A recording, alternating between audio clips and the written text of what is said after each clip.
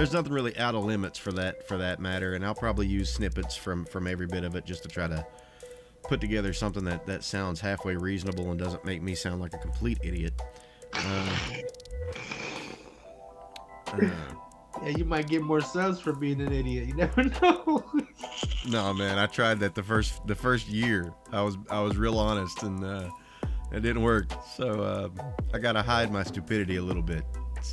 It's the only way. It's the only way to do it.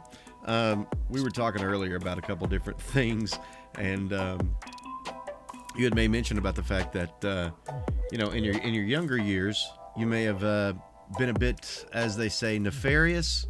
You may have been a little wild in your younger years. Oh man, wild ain't the key. That ain't even the word for it. Dude, I was so bad, man. I was so bad. But see, the only reason why I was that way is because, my dad ended up going to prison because he sold some dope back in the day. Mm-hmm. Got in trouble. He went in for 10 years. Now, mind you, I'm only 6 years old. You know what I'm saying? When he went to prison. Right. My mom's a heroin addict. Well, used to be because she passed away. Right. But she was a heroin addict, and she never took care of us. So we had to go to Child Haven. Right. When I went to Child Haven, my grandma got us from there. Well, we got the plane tickets. Me and my brother ended up going to my mom's mother, and my sisters ended up going with my real grandma. Oh, okay. Okay. So, as we living with my mom's mom, well, I don't call her grandma because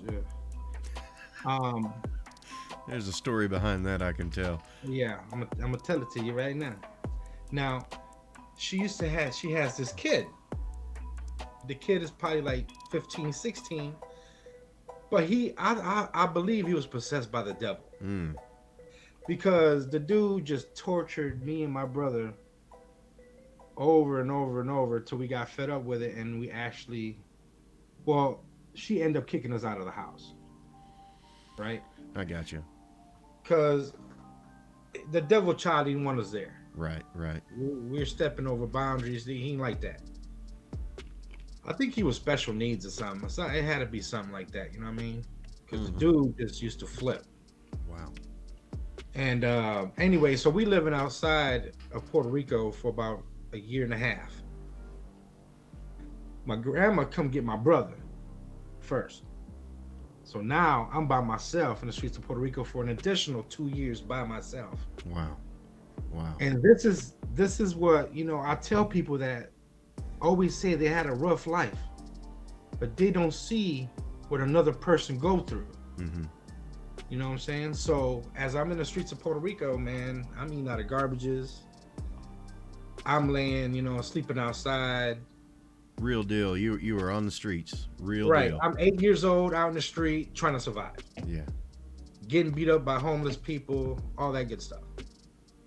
2 years later, my grandma came and got me, and I was already messed up in the head already. Right. You know what I'm saying? Right. I'm already violent. I'm already ready to steal stuff to survive, because that's what I was doing. Yeah, you're in that survival mode. 100%. Exactly. That's what I was doing. So when I was with my grandma, everything went well, whatever. But once I got back with my dad, he got out of prison, we went back to my dad.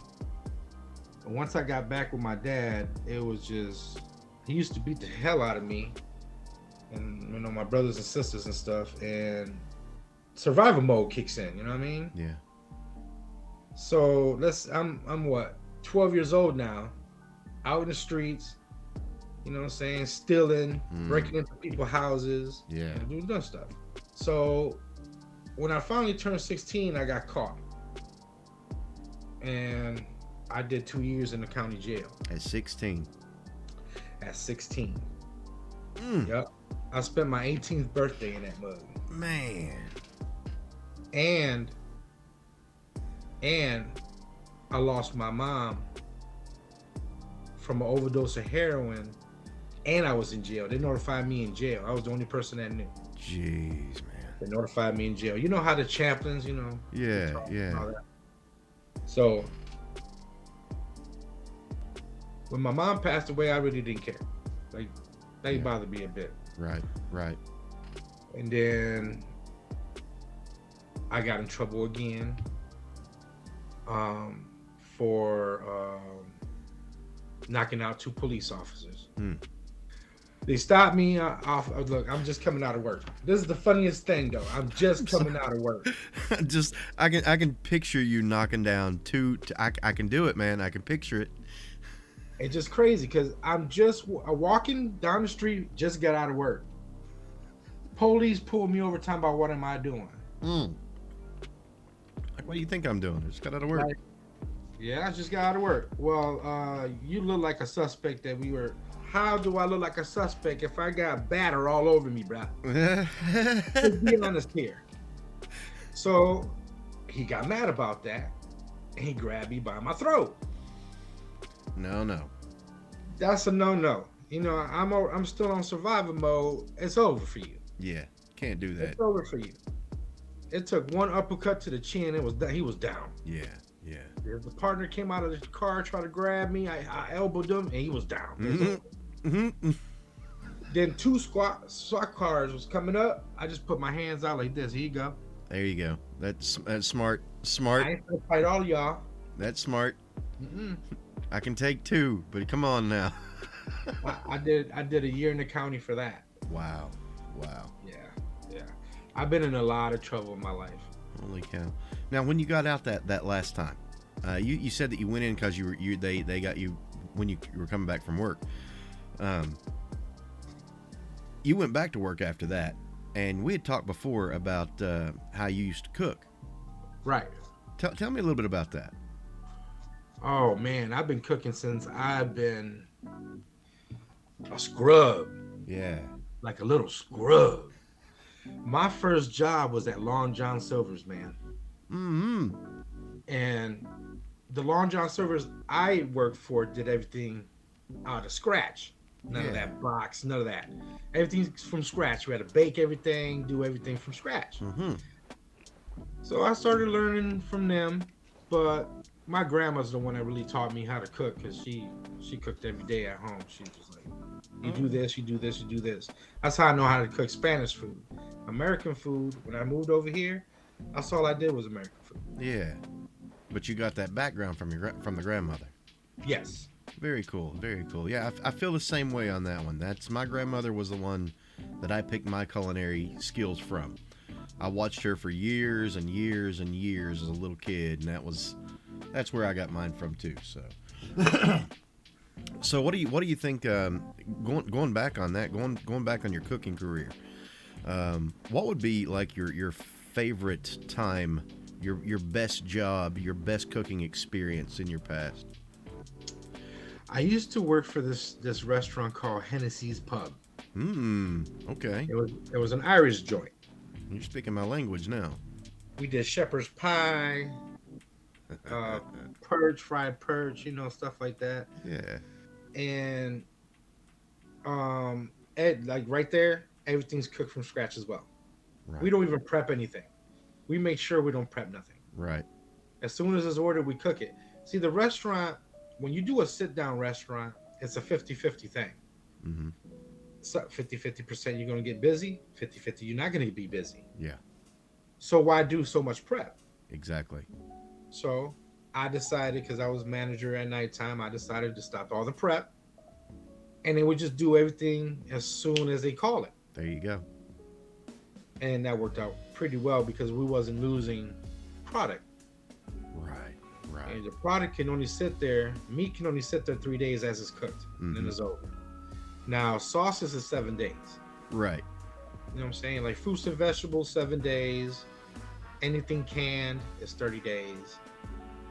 And seasonings is 30 days. There you go. But anything else, man? I mean, that's your time limits. That's it. You have to do it because, OSHA get on that booty. The health department don't play. No. If your dates are off, let's say that you got a container, bro, that has, let's say it has a shepherd's pie in it. You dated that shepherd's pie for 7/6, and the lady comes and it's already 7/7. There's a problem. You're hurting. You're gonna get in trouble. I hear that. Well, and we talked briefly before. I come from that food background too, So I totally get that completely. That is, and for our listeners out there, let me tell you, food service, if you haven't worked it, that is a difficult job. That is the hardest job that I would rather go out and lay cement every day than it would be easier. And I know the cement pourers out there are going, no, ain't no way. Trust me. When you're working in food service, you are in the trenches. You're nonstop. Yeah. It's nonstop. I'm talking about nonstop. These restaurants making $10,000 a day. This is nonstop. Yep. Now you see you know, saying somebody's laying cement, they're doing that all day, but they're not really doing too much. All you're doing, they're laying, you know, the guy puts it down and they just pushing it. Mm-hmm. Going out, smoothing it out. Ain't no joke.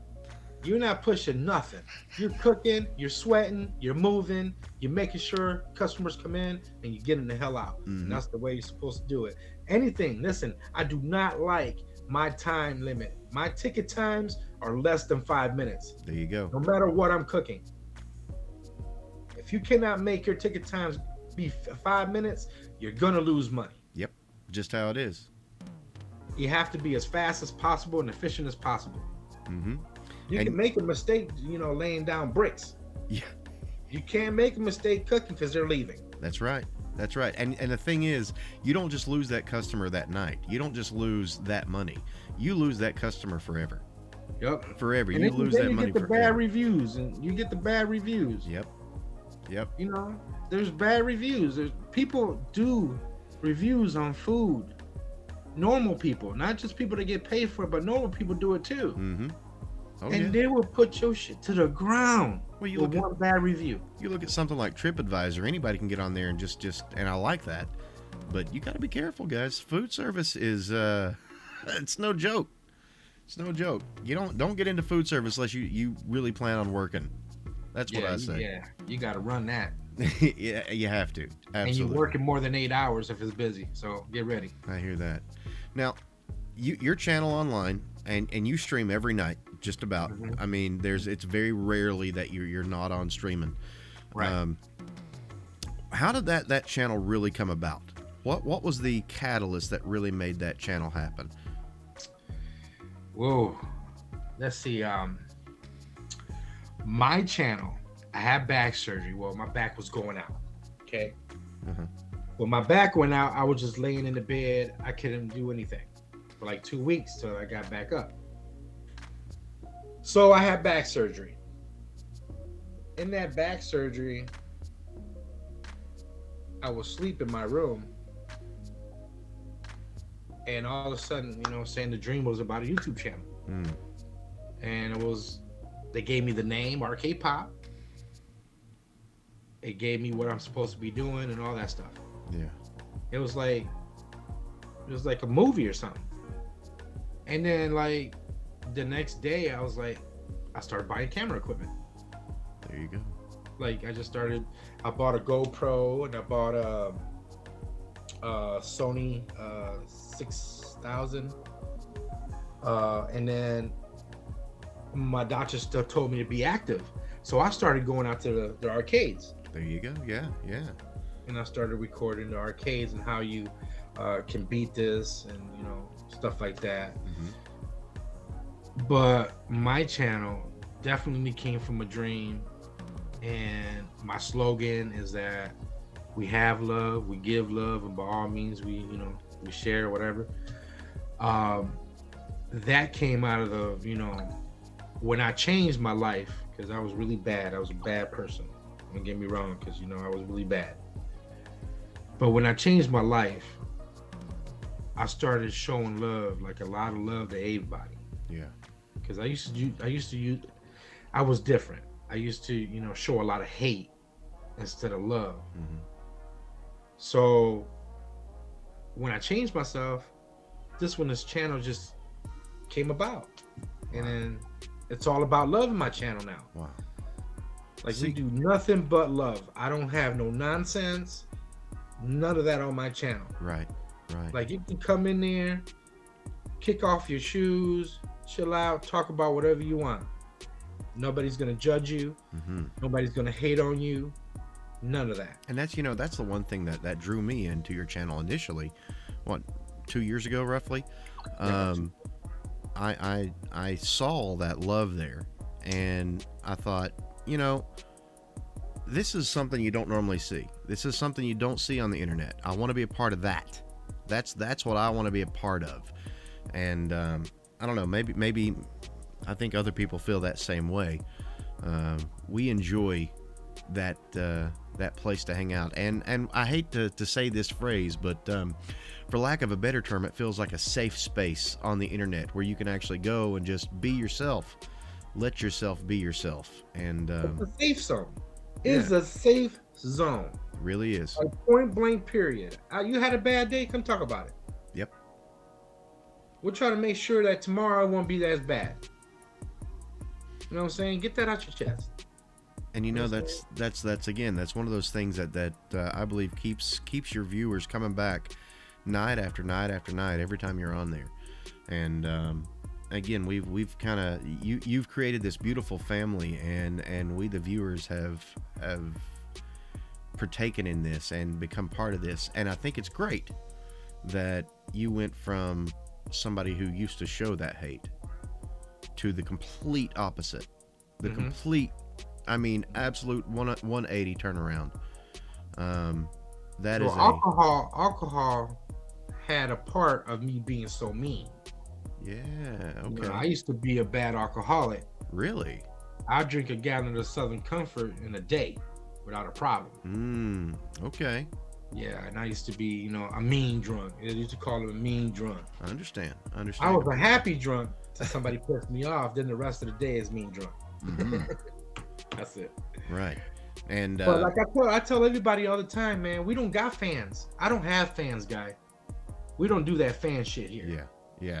I have family. That's right. We don't do that fan, man. You ain't no fan. You family. Yeah. And that's the way it's gonna be. If you come to this channel, you come to my channel, you're not just a fan. You're a freaking family now. Yeah. So that's the way we gotta treat each other. Well, I love it, I tell you, and it really goes a long way. It really, really does. So, would you say that growing up now, the main point of that change, be it perhaps divine intervention from a dream, but I would venture to say that you don't drink much anymore. No, I don't drink. See, there we go. There we go. And folks at home, if you're listening, my grandfather was an alcoholic for several years. 60% of his life he was an alcoholic. And when he changed, it was like a miracle, an absolute miracle, night and day. If you're having issues with that and you're listening, if you're having issues with any type of addiction, alcohol, or anything like that, listen to me, reach out. Reach out, talk to somebody. There's other people that are dealing with it too. There are all kinds of 800 numbers you can call. But beyond that, you can call your friends, you can call your pals. Dude, I did mine cold turkey in the basement. There you go. Sometimes you'll sweat, sometimes you won't. Sometimes you'll get a withdrawal, sometimes you don't. It's just the way your mind will play with you. Yeah. If you let your mind say, hey, I'm going to have a withdrawal. If I don't have this, that's what's going to happen. Right. The mind overpowers the body. Always remember that your mind can control what goes on with you and your body. So, a lot of people go through withdrawals because they think they're going to go through withdrawals. Now, if you think that, hey, we can do this, no withdrawals, we good, live a day, boom, you're good. I've seen it done. I've seen it done.